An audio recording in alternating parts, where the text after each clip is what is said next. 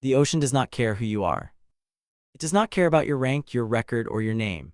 It does not care how many hours you have logged, how many missions you survived, or how many men once trusted you with their lives. At 4,000 meters below the surface, in water so cold and dark it presses against steel like a living thing, the ocean only cares about one thing: whether you are good enough to come back up. Lieutenant Commander Zara Malik knew this. She had known it since she was 9 years old, standing on the docks of Karachi with her father, watching the gray shapes of Pakistani Navy vessels move slowly into the Arabian Sea. Her father had pointed at the water and said something she never forgot. He said, "The sea doesn't give you a second chance, Zara. It only gives you one first chance. Make sure you use it correctly." She had never forgotten that, not when she was the only woman in her underwater systems course at PNS Carses, not when 3 of her instructors told her she was wasting everyone's time, not when her scores came back at the top of the class and 2 of those same instructors said it must have been a data error, not when she was assigned to a desk role in Karachi instead of the deepwater recovery unit she had trained for. And not now, sitting in the back of a military transport helicopter, watching the dark Arabian Sea pass 200 meters below, her hands loose on her knees, her eyes closed, her breathing steady. Before we go any further, if this is your first time here, please subscribe. Stories like this one take a long time to build, and this particular story, I think you are going to want to stay until the very end. Drop a comment and tell me where in the world you are watching from. I read every single one. The helicopter carried 6 people. 5 of them were SEAL-trained Naval Special Operations personnel from the Pakistan Navy's Special Service Group Naval, the SSG, and the 6th was Zara. The 5 SSGN operators had been briefed at 300. Zara had been briefed at 3:15, separately in a smaller room by a single officer who looked like he had not slept in 2 days. His name was Commodore Tariq Beg. He was not the officer who had approved her inclusion in this mission. Someone above him had made that call, and Commodore Beg had clearly not agreed with it. He told her the basics quickly and without emotion. A submarine, PNS Tamer, a Khalid-class attack submarine, had gone silent 46 hours ago in the deep water southwest of the Makran coast. No distress signal, no emergency buoy, no last transmission. The submarine had simply stopped being there in the way that things in the deep ocean sometimes stop being there. Rescue operations had been attempted by surface assets. They had found nothing. Satellite imaging had found nothing. A P-3C Orion maritime patrol aircraft had found nothing. What they needed now was someone who could read the black box signal if and when it was located, someone who understood the Tamer's onboard acoustic data systems well enough to pull mission-critical information from a damaged recorder, and someone who could do it at depth. Zara was that person. She had designed part of the Tamer's acoustic recording architecture. She had spent 14 months as a civilian contractor working on the submarine's data systems before she rejoined the Navy on a specialist commission. She knew the black box, officially designated the Voyage Data Recorder or VDR, better than anyone else in the country. She also held a deepwater dive certification at the saturation diving level, which meant she could survive and work at pressures that would kill most people. She was, on paper, irreplaceable for this mission. Commodore Beg had made it very clear that irreplaceable on paper and welcome in the field were 2 very different things as far as he was concerned. When she walked into the hangar where the SSGN team was gearing up, the team leader looked at her for 3 full seconds without speaking. His name was Lieutenant Commander Adil Shur. He was 34 years old, had completed SEAL training in the United States as part of a bilateral exchange program, and had 17 underwater special operations missions on his record, 3 of them in conditions that had earned him a formal commendation. He was good. He knew he was good. And he looked at Zara the way a person looks at a piece of equipment that has arrived in the wrong box. He did not say anything insulting. He was too professional for that. What he said was, "Specialist Malik, I've read your file." He paused just long enough to make the pause carry weight. "We'll find a way to use you." Zara had heard that tone before. She had heard it so many times that it no longer stung the way it once had. It had become, over the years, a kind of compass reading. When someone spoke to her in that tone, she knew exactly where she stood and she knew exactly what she had to do. She had to be so undeniably necessary that the tone became impossible to maintain. She said, "I appreciate that, sir," and she went to check her equipment. The team's dive equipment was top tier. Full closed-circuit rebreather systems, rated to 300 meters on standard dive profiles. But 300 meters was nowhere near what this mission required. The Tamer had gone silent in water charted at approximately 4,112 meters. The black box, if it had deployed correctly on hull failure, would have released from the submarine and floated upward on its emergency buoyancy system. But even if it had deployed and floated, ocean currents, the weight of its tether cable, and any partial hull entanglement could have left it at any depth between the surface and the bottom. The surface teams had swept the top 200 meters. Nothing. That meant it was deeper. Zara's equipment was different from the rest of the team's. She was carrying a pressurized dive suit, a Newtsuit-class atmospheric pressure system that maintained internal pressure at 1 atmosphere regardless of external depth. It was not fast, it was not elegant. It made her look, as one of the SSGN operators muttered under his breath during the helicopter ride, like a deep-sea construction worker. But it meant she could descend to depths that the others could not reach without a submarine of their own, and she could work with her hands, and she could think clearly, because her brain was not being poisoned by nitrogen narcosis or compressed breathing gas. The team's job was to get her to the deployment point, provide surface security and coordination, manage her umbilical tether, and be ready to pull her up if anything went wrong. They were support for her. That was the part that Adil Shur had not fully accepted yet. The helicopter set down on the deck of PNS Ulfaquar, a frigate that had been repositioned to the search zone 40 hours ago. The ship had been running a methodical grid search using its hull-mounted sonar and a towed array. 6 hours ago, the towed array had picked up a faint acoustic ping, irregular, possibly damaged, but consistent with the emergency beacon frequency of the Tamer's VDR. The ping was coming from a depth of approximately 4,112 meters. It was not rising, it was not moving. That meant the black box had deployed, but its emergency buoyancy system had either failed or was fouled on wreckage, which meant someone had to go down to it. On the deck of the Zulfiqar, Adil Shur gathered his team for a final briefing. The ship's intelligence officer provided the latest acoustic data. The ping was still active, intermittent, coming from the same depth. There was no sign of the Tamer itself at that depth in this terrain without a dedicated deep submergence rescue vehicle. The hull was effectively unreachable. But the black box, the VDR, that was reachable. Barely, but reachable. The VDR contains the last 4 hours of acoustic log data, Adil Shur said. He was looking at his team, not at Zara. If we can retrieve and read that data, we can determine what happened to Tamer, whether it was a mechanical failure, a collision, or something else. That information is critical for force protection. There are 2 other Khalid-class submarines currently at sea. If there is a systems failure pattern, we need to know now. Zara spoke. There is also a crew of 39 men. Adil Shur looked at her. We are aware of the crew. If the VDR shows a survivable event, a flooding incident with sealed compartments, there may still be men alive in air pockets. The read data will tell us within the first 30 seconds. But only if someone who knows the system reads it in real time at depth before the beacon battery fails. Adil Shur's jaw moved slightly. He did not like being corrected in front of his team, but he also could not argue with what she had said because it was exactly right. The VDR's beacon battery had an estimated remaining life of 11 hours when it was last pinged. That had been 6 hours ago. They had 5 hours, possibly less. How long is your descent? He asked. At safe rate for the suit, approximately 2 hours down, 30 minutes working time at depth, 2 hours up. I will need the full descent window to start immediately. We haven't completed site security verification. With respect, sir, the site is 4,000 meters underwater. Security verification can run parallel to my descent prep. One of the SSGN operators, a compact man named Petty Officer Cameron, who had said nothing since the helicopter landed, made a small sound that might have been a laugh, quickly suppressed. Adil Shur did not look at him. He looked at Zara for a long moment. Then he nodded once and turned back to his team. Zara began her pre-dive checks. The nude suit was a machine as much as it was a diving suit. It had taken her 4 years to get certified in it. It weighed 500 kilograms in air, essentially nothing in water due to its buoyancy design, and it articulated at the joints through a system of rotary bearings that allowed hand and arm movement at pressure. She had done 12 dives in it, none below 800 meters. 4,112 meters was not a record she was seeking.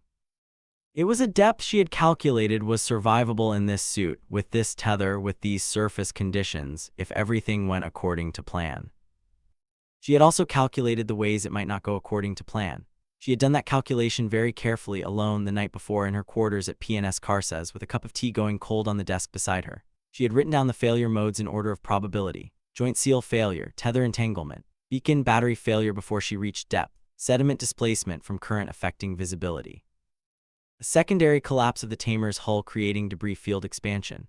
She had gone through each one and decided what she would do. She had not written down the last failure mode on her list because it did not require a written response. The last failure mode was simply, the suit does not come back up, and her response to that was the same as it had always been for everything: keep working until you cannot work anymore. Her father had died at sea. He had been a merchant marine engineer. A storm in the Gulf of Oman had taken his ship when Zara was 22 years old. They had never found the vessel's data recorder. She had thought about that fact every single day for 11 years. She had thought about it when she chose her specialization in underwater acoustic systems. She had thought about it when she first held a VDR unit during her graduate work at NED University. She had thought about it every time she designed a system meant to survive what the sea tried to destroy. She had never told anyone this. It was not a thing she discussed. But it was the reason, the real reason, under all the technical excellence and the professional achievement, that she had spent her career making sure that when something went wrong at depth, there would be a way to understand what had happened. There were 39 men on the Tamer. She did not know any of them personally, but she knew they had families. She knew some of them had 9-year-old daughters standing on docks watching gray ships move into the sea. She knew that whatever had happened in the last 4 hours of the Tamer's voyage was recorded on a device that was sitting 4,000 meters below her, in the dark, running out of battery. She sealed the suit at 6:12. The winch system lowered her over the side of the Zulfiqar at 6:19. The Arabian Sea took her weight, and she descended. The first 500 meters passed slowly. The light went from blue-gray to deep blue to a blue so dark it was almost no color at all. At 200 meters, the last daylight vanished entirely. Her suit lights created a sphere of pale illumination maybe 4 meters in diameter. Beyond that was complete darkness. In that darkness she could hear, through the suit's external acoustic sensors, the faint and distant ping of the VDR beacon. It was irregular. The battery was degrading. But it was there. She used the descent time to focus. This was something her deepwater certification instructor had taught her. A quiet, methodical man named Chief Petty Officer Dust, who had spent 20 years in naval underwater engineering, and who had told her on her 4th dive that the single most important skill in deep water was the management of your own mind.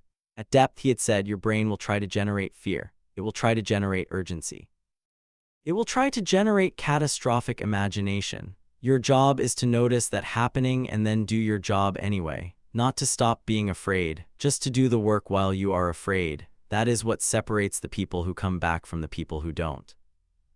She thought about Dust. She thought about whether he had ever been this deep. She thought he probably had not, and that he would have been very interested to know what it was like. She decided she would tell him when she came back. At 1,000 meters, Adil Shur's voice came through her comms, calm and professional. Depth check, Specialist Malik. 1,000 meters, suit integrity nominal, beacon signal strengthening. Understood, surface team is stable. Wind has picked up slightly, 2.5 meter swells. Tether tension is good. Copy that. At 1,000 meters, she could feel the pressure through the suit, not as pain, but as a deep, total resistance. The suit was holding. The bearings at her shoulders and wrists were moving normally. She tested her grip. Her hands responded. She continued descending. The Tamer's last known position had been 40 kilometers southwest of the Makran coast. The Makran is one of the most seismically active coastlines in the world. The seafloor in this region was fractured, uneven, and cut through with submarine ridges and trenches left by millions of years of tectonic movement. The VDR beacon was coming from what the ship's sonar operator had identified as a ledge formation, a ridge projection at approximately 4,112 meters that had apparently caught the VDR's tether cable, preventing it from rising. Which meant the black box was not lying on the open seafloor. It was caught on a rock formation, in the dark, 4 kilometers below the surface. Zara had asked the sonar operator for the best acoustic model of the terrain before she descended. He had given her what he had, a rough 3-dimensional map based on multibeam sonar returns, accurate to within about 15 meters. She had memorized it. She knew the ridge was oriented roughly east-west, that it rose approximately 40 meters above the surrounding seafloor, and that the VDR signal was coming from the western face of the ridge, which was a vertical drop. The VDR was probably suspended against that face, the tether cable hooked over the ridge crest, the device hanging below. That meant she would need to approach from above the ridge, come over the crest, and descend the western face to reach it. In the dark, in a 500-kilogram suit, with a tether of her own that she needed to manage carefully to prevent it from fouling. She had thought about this part of the problem during the helicopter ride while the SSGN operators were talking quietly among themselves and not talking to her. She had worked out the approach geometry in her head and she had decided it was doable. Difficult, but doable. At 2,000 meters, Petty Officer Cameron's voice came on comms. He had apparently taken over tether monitoring from one of the other operators. His voice was different from Adil Shur's, less formal, more direct. Specialist Malik. Tether is running clean. You've got about 15 meters of slack on deployment so far. Copy. How is the beacon signal reading topside? Irregular but consistent. Our acoustic officer says battery estimate is now 4 hours, maybe less.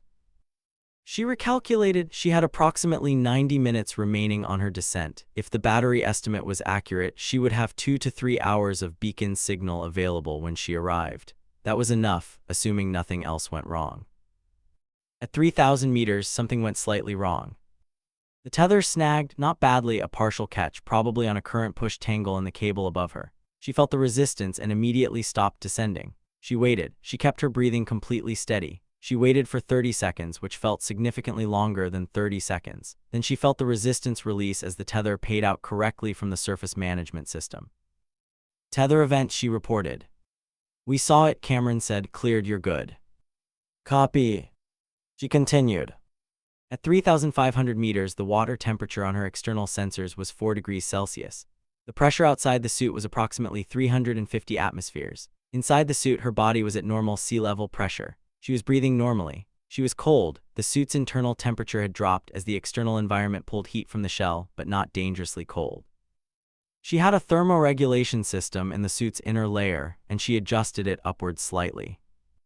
The VDR beacon was now clearly audible through her acoustic sensors. It was pinging every 12 seconds instead of the standard 8, which meant the battery degradation was affecting the timing circuit.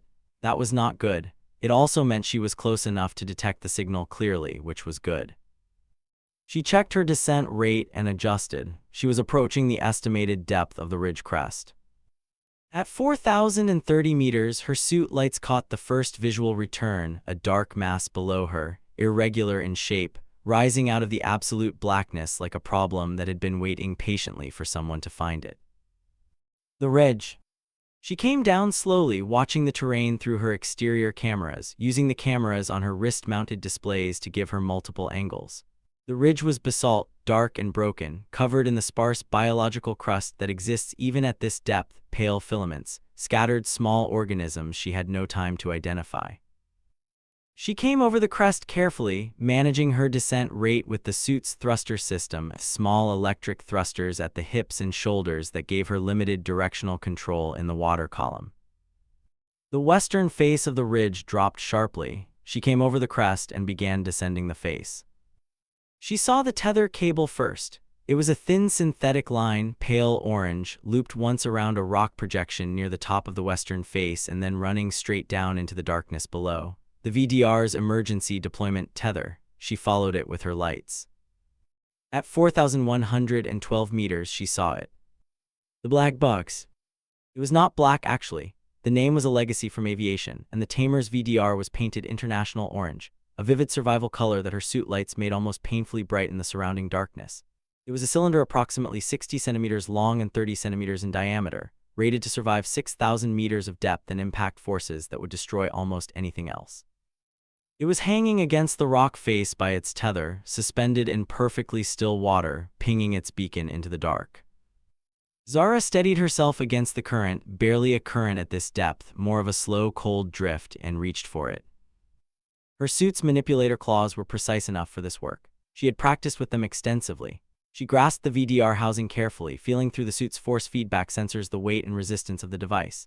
Then she found the data port on the housing's upper end, a standardized military connector, waterproof to 12,000 meters, and she inserted the data cable from her wrist-mounted recorder unit. There was a pause of approximately 4 seconds. Then the data began transferring. She had designed this system. She had argued in 3 separate technical review meetings that the VDR's emergency data port should support real-time transmission to a surface-connected deep diver, rather than requiring physical recovery of the unit. She had been told twice that this was unnecessary complexity. She had been told once that the scenarios in which a diver would need to read VDR data at depth were too unlikely to justify the engineering cost. She had built the capability into the system anyway, slightly respects, documented under a different technical heading. No one had objected to the final design because no one had read it carefully enough to notice. She noticed it now. Because of it, she could read the Tamer's last 4 hours without recovering the unit, without surfacing, without waiting. She could read it here, in the dark, at 4,112 meters, while the data was still being transmitted through the beacon battery's remaining charge. She activated her reading display, and she began to understand what had happened to the Tamer.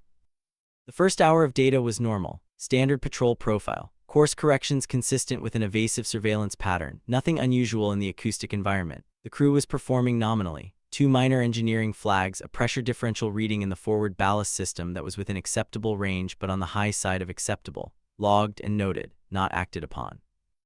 The second hour was when things began to change. At hour 2 marked 16 minutes, the acoustic log recorded an external contact. A contact that the Tamer's crew had not expected and had not been briefed on. The acoustic signature was complex, multiple sources, not a natural phenomenon, not a surface vessel. The log recorded the OOD, the officer of the deck, calling for classification. The systems officer began acoustic analysis.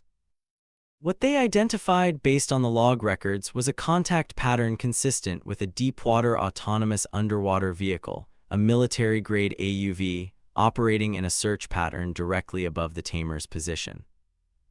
That should not have been there. The Tamer's patrol area had been designated as a Pakistan Navy exclusive operation zone for this patrol cycle. No Allied assets had been cleared for that area. No exercise coordination had flagged AUV operations. The contact was unidentified. It was foreign. At hour 2 marked 31 minutes, the Tamer's commander had made a decision. He had ordered a passive evasion maneuver, a slow course change and depth adjustment designed to open distance from the contact without revealing the Tamer's position. This was correct doctrine. This was exactly what he should have done. The maneuver had taken them closer to the Makran Ridge system. At hour 2 marked 59 minutes, the forward ballast pressure differential, the one logged and not acted upon in hour 1, had triggered a second alert. This time louder. This time combined with a secondary reading from the trim system that together indicated a developing fault in the forward ballast valve assembly. The Tamer's engineering officer had assessed and recommended surfacing to inspect. The commander had denied the recommendation. They were in the middle of an active evasion from an unidentified contact. Surfacing was not an option. At hour 3 marked 12 minutes, the forward ballast valve had failed. Not catastrophically, not instantly. It had failed progressively in the particular way that mechanical failures in cold pressurized environments often fail gradually and then all at once. Water began entering the forward trim tank through the failed valve at a rate that the pumps could compensate for initially. The crew managed it. The engineering officer was excellent. For 41 minutes, they held the Tamer together while managing an uncontrolled flooding event in the forward section, while also maintaining evasive posture relative to the foreign AUV contact, while also navigating increasingly complex terrain as they moved southwest toward the ridge system. At hour 3 marked 53 minutes, the pumps had lost the fight. The forward section was flooding faster than they could compensate. The commander had ordered emergency blow, full emergency surfacing procedure. They had blown the ballast tanks. The Tamer had begun to rise. They had risen approximately 240 meters before the ridge caught them. The terrain sonar, which Zara could see had been flagging proximity warnings for 11 minutes before the collision, had not been effectively monitored because every available crew member was managing the flooding emergency. The Tamer had risen into a ridge projection at a relative velocity of approximately 8 meters per second. The impact had damaged the pressure hull in the sail section and buckled the forward torpedo room bulkhead. The acoustic log ended at hour 4, marked 0 minutes and 14 seconds. Zara held the VDR in her manipulator claws in the darkness at the bottom of the Arabian Sea, and she read the last entry in the log, which was not a system entry. It was a voice recording. The commander of the Tamer had made a final audio log entry in the last 14 seconds before the log system failed. His voice was calm. It was the calm of a man who had accepted what was happening and was using his last seconds to be useful. He said the submarine's position as accurately as he could read it from the navigation system, which was still functioning. He said the nature of the flooding. He said the status of the crew as of his last information: 22 men in the aft sections behind sealed watertight doors, 17 men in the forward section whose status he did not know. He said the depth of the impact point. He said the ridge bearing. He gave coordinates. Then he said quietly that the aft section air supply was estimated at 60 to 70 hours from time of impact. The log ended. Zara did not move for approximately 20 seconds. She floated against the rock face in the dark, holding the orange cylinder, and she did not move. Then she activated her comms. Surface, this is Malik. I am reading the VDR data now, transmitting to you directly. Receive and record everything. Adil Shur's voice came back immediately. He had been waiting. Receiving, go ahead. She read the critical information: the commander's position fix, the ridge bearing, the depth of impact, the status of the aft crew, the estimated air supply window. 60 to 70 hours from impact. Impact had been 46 hours ago. That meant the men in the aft section, if the seal had held, if the door integrity had survived the ridge impact, had between 14 and 24 hours of air remaining. 14 hours, possibly less. There was a silence on the comms that lasted about 3 seconds. In the operational context of what she had just said, 3 seconds was a long silence. Then Adil Shur said, "Can you confirm the impact coordinates from the commander's position fix?" She read them again precisely. Another pause, then, "That puts Tamer approximately 2.3 kilometers northeast of your current position, on the ridge system." "Yes. That's within range of the ship's sonar. If the aft section hull is intact, there should be a tapping response. Standard distress code." "I know, the sonar team needs to focus on the ridge northeast bearing at approximately 3,800 meters. That's the impact depth from the commander's position fix." "I'm relaying now." She began the process of disconnecting the data cable and preparing for ascent. Her working time at depth was nearly exhausted. She needed to begin moving upward immediately. Then she heard it. Not through her comms, through her external acoustic sensors. A sound in the water, very faint, rhythmic, metallic, coming from the northeast. She recognized it immediately. 3 slow taps, 3 fast taps, 3 slow taps. She had heard it in every training exercise she had ever run with submarine crews. It was the oldest distress signal in the world, translated into metal on the hull of a crippled submarine. They were alive. "Surface," she said, and she could not entirely keep something out of her voice. "I have hull contact signal northeast, bearing 047 from my position. They are tapping. They are alive." The response from the surface took slightly longer than usual because Adil Shur had apparently needed a moment. When he spoke again, his voice was different. Not dramatically different, subtly different. The difference between a voice that is doing its job and a voice that has been given a reason to do its job. "Sonar confirms," he said. "We have contact. Hull signal northeast bearing, depth consistent with your report." A pause. "Specialist Malik, begin ascent. You have done what you came to do." She began to rise. The ascent was harder than the descent in certain ways. The descent had been driven by purpose and focus. The ascent was driven by the same things, but now she also carried the knowledge of what was on that data log, and the knowledge that 39 men, or 22 of them at minimum, were still breathing in the dark, and that the information she was carrying upward through 4,000 meters of cold water was the information that would determine whether they stayed breathing. She reported her suit status at every 500 meters. At 2,500 meters, Cameron's voice came through comms. He was still on tether monitoring. "Tether is clean. Surface prep team is ready for your recovery. Medical is standing by." "I don't need medical." "Standing by anyway." She almost smiled. At 1,500 meters, Adil Shur came back on comms. "Specialist Malik, DSRV rescuer is being redirected. ETD from Karachi is approximately 3 hours. Transit time to site 4 hours, total 7 hours within the air supply window." The DSRV, Deep Submergence Rescue Vehicle, was the only asset that could actually reach the Tamer at that depth and extract the crew. It needed to know exactly where the Tamer was and exactly what it was dealing with.